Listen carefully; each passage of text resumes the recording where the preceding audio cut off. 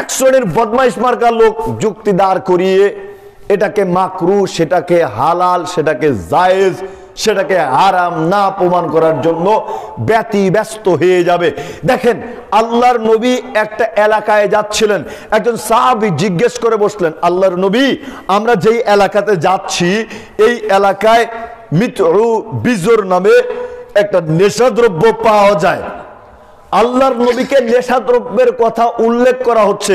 মনে করেন আল্লাহর নবীকে জিজ্ঞেস করা হলো, আল্লাহর নবী, আজকে আমরা বর্ণিতে যাচ্ছি, এই বর্ণি জুনাইল অঞ্চলে সিগারেট নামে, জর্দা নামে, গুল নামে একটা নেশাদ্রব্য পাওয়া যায়।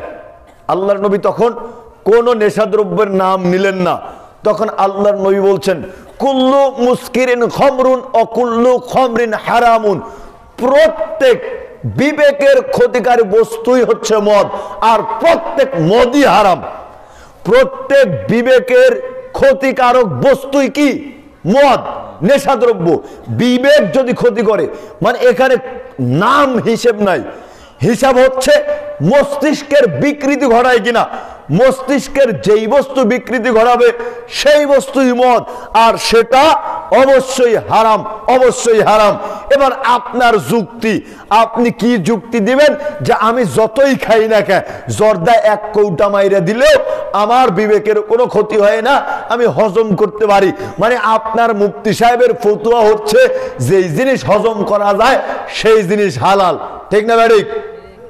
আল্লাহর নবী বলতেছেন, মা আসকারা কাসীরুহু ফাকালিলুহু হারামুন, যেই বস্তু বেশি খেলে বিবেকের ক্ষতি হয় তার কম পরিমাণেও হারাম, তার কম পরিমাণেও হারাম। বস্তু যদি বেশি খেলে বিবেকের ক্ষতি হয় তার কম পরিমাণেও হারাম। এবার আপনার ওই মুফতি সাহেবকে বলবেন, মুফতি সাহেব আপনি হাফ কেজি খান, এক পোয়া খান, দেখি আপনার বিবেকের ক্ষতি হয় কিনা। দেখবেন মুফতি সাহেবকে এক পোয়া হাফ কেজি খাইয়ে দিলে আর মুখ দিয়ে বের হবে না, নাক দিয়েও বের হবে, নিচ দিয়েও বের হবে, ঠিক না ঠিক? ওই মুফতি সাহেবের বাড়িতে ছোট বাচ্চা কাচ্চা তো আছে, শিশু নাবালক বালক বালিকা তো আছে, তাদের মুখে এক চিমটি দিয়ে দেন, দেখেন পরিস্থিতি কি হয়। হায়রে জঘন্য পরিস্থিতি! এই তামাকজাত দ্রব্য এত খারাপের খারাপ, তামাকজাত দ্রব্য এত খারাপের খারাপ।